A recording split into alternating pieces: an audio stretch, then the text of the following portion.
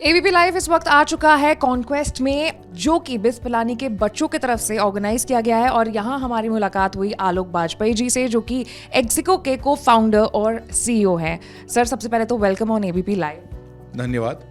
कैसा चल रहा है एक्सिको मार्केट में?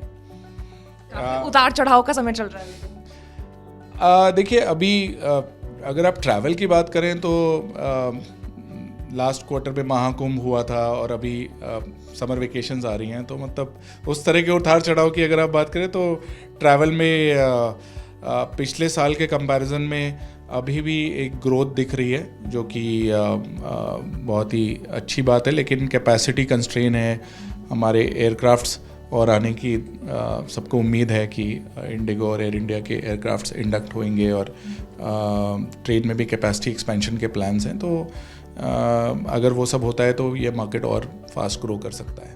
टीयर 2 और टीयर 3 सिटीज़ में भी जो लोग हैं, अब वो कुछ ज़्यादा मतलब जो हॉलीडे का जो प्रचलन है, जो स्टाइल है, ट्रेंड है, वो वहाँ तक भी पहुँच रहा है। तो कैसे एक्सिको मैनेज कर रहा है इतने नंबर ऑफ पीपल को? उनको कैसे मतलब पूरा प्लान रेडी है एक्सिको का? देखिए, एक्सिको शुरू से ही ना बहुत टीयर 2 टीयर 3 फोकस कंपनी रही है। हमारा पूरा स्ट्रैटेजी नेक्स्ट बिलियन यूज़र्स के अराउंड रहा है कि हम कैसे एक common Indian middle class family को ट्रैवल से रिलेटेड सारी इन्फॉर्मेशन और बुकिंग्स अवेलेबल कराएं।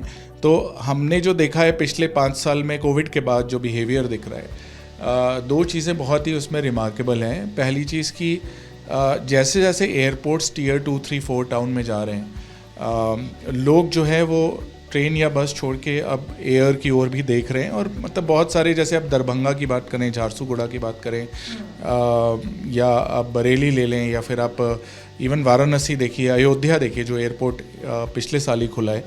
इन सब में जिस तरह की ग्रोथ देखने को मिल रही है ईयर ऑन ईयर, एटलीस्ट हमें जो दिख रही है वो मतलब 70 से 100% की ग्रोथ दिख रही थी इन सारे छोटे शहरों में जब हम एयर की बात करते हैं, फ़्लाइट्स की बात करते हैं। और अगर हम बस की भी बात करें या ट्रेन की बात करें तो इंफ्रास्ट्रक्चर इम्प्रूव हो रहा है हमारे देश में। वंदे भारत की कनेक्टिविटी बहुत सारे शहरों में एक्सपैंड हो रही है, छोटे शहरों में भी स्टॉप्स बन रहे हैं वंदे भारत के। और बस की बात करें तो हमारे जो रोड्स की इंफ्रास्ट्रक्चर की क्वालिटी है, मैं कहूँगा जिस पेस पे वहाँ डेवलपमेंट हो रहा है दुनिया में और कहीं नहीं हो रहा है आज की डेट में। जितनी तेज़ी से हमारे देश में हाईवेज़ बन रहे हैं, हाई क्वालिटी प्रीमियम बसेस आ रही हैं, चाहे वो इलेक्ट्रिक बसेस हों या चाहे वो डीजल बसेस हों, लेकिन जो अच्छी क्वालिटी के एसेट्स आ रहे हैं उसकी वजह से एक बदलाव आ रहा है नज़रिए में ट्रैवल को लेके।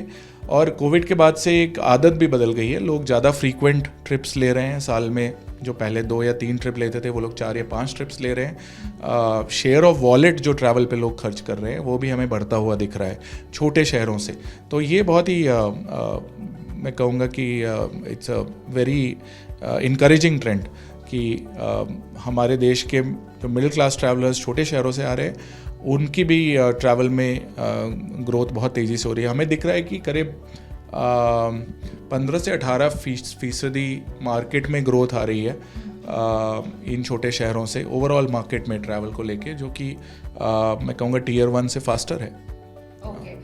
जिस सेक्टर में आप हैं उस सेक्टर में कंपटीशन भी बहुत ज़्यादा है, और जैसे कि मैंने भी बोला, आपने भी इस बात को सही बताया कि लोग अब घूमने को ज़्यादा प्रेफर कर रहे हैं। तो कैसे एक्सिको बाकी के जो कॉम्पिटिटर्स हैं उससे मुकाबला कर रहा है? How is ixigo keeping the tap on the trend? Right, तो देखिए, अगर आप करंट मार्केट पोजीशन की बात करें तो ixigo has the largest user base among all the OTAs। हमारा करीब 85-86 मिलियन मंथली एक्टिव यूज़र्स आते हैं हमारे प्लेटफॉर्म्स पे। 480 मिलियन से ज़्यादा लोग पिछले साल एनुअल एक्टिव यूज़र्स थे। और छोटे शहरों की जहाँ तक बात करें, टीयर 2, 3 या ट्रेन्स की बात करें तो वहाँ पे हम डोमिनेंट मार्केट लीडर हैं OTA वर्ल्ड में। एंड बसेस और फ्लाइट्स में we are the fastest growing player. So we may not be the market leader in those two, but then we are growing way faster than the incumbents. तो आज की date में हम लोग ये देख रहे हैं कि जिस मार्केट में हम हैं वहाँ पे पेनिट्रेशन भी लो है डिजिटल का, वहाँ पे ऑनलाइन बुकिंग्स अभी भी ग्रो कर रही हैं बहुत तेज़ी से, और दूसरी बात वहाँ पे शेयर ऑफ वॉलेट भी बढ़ रहा है। तो ये दोनों ट्रेंड्स को अगर आप कंबाइन करते हैं, उसकी वजह से ही जो हमारी ग्रोथ आई है, आप जो लास्ट डिस्क्लोज क्वार्टर है हमारा, उसमें 48% की GTV ग्रोथ, या 4000 करोड़ के टिकट हमने बेचे थे, 48% ईयर ऑन ईयर ग्रोथ थी, जो कि फास्टेस्ट थी among all the OTAs।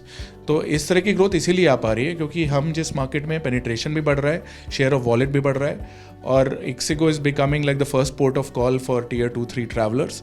That's becoming very apparent in our numbers.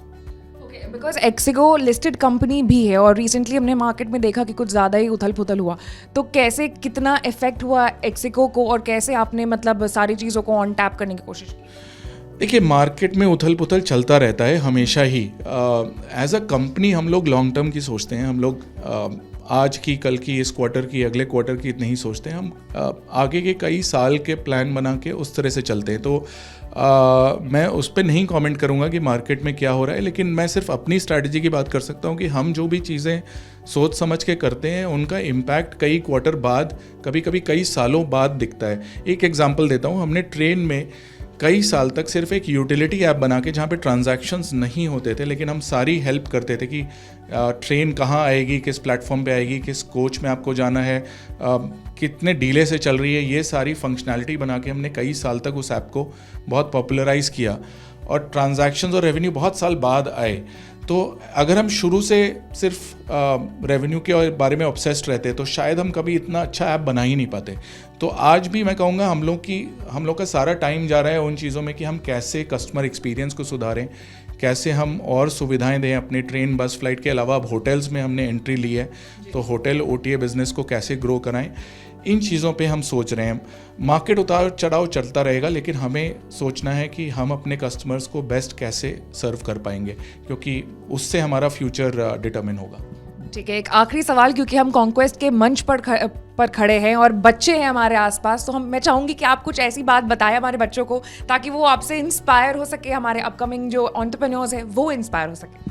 जी बिल्कुल। तो जैसा कि मैंने यहाँ पे सबको बताया कि देखिए, स्टार्टअप बनाने के लिए कभी कभी बहुत साल लग जाते हैं। हमारी जर्नी ऑलमोस्ट 18 साल हमें लगे हैं यहाँ तक पहुँचने में, और जितनी भी लिस्टेड कंपनीज आप देखिए तो ऑन एवरेज अराउंड 8 से 10 साल उनको लगे हैं to get to a point जहाँ पे वो लार्ज प्रॉफिटेबल लिस्टेड कंपनी बने हैं। तो जो डट के और लग के काम करना for a very long period of time, and resilience, मतलब कि आप even in the face of adversity आप कैसे खड़े रहो और अपने जिस चीज़ में आप बिलीव करते हो उसके लिए काम करते रहो, ये बहुत इम्पॉर्टेंट है फॉर एनी एंटरप्रेन्योर।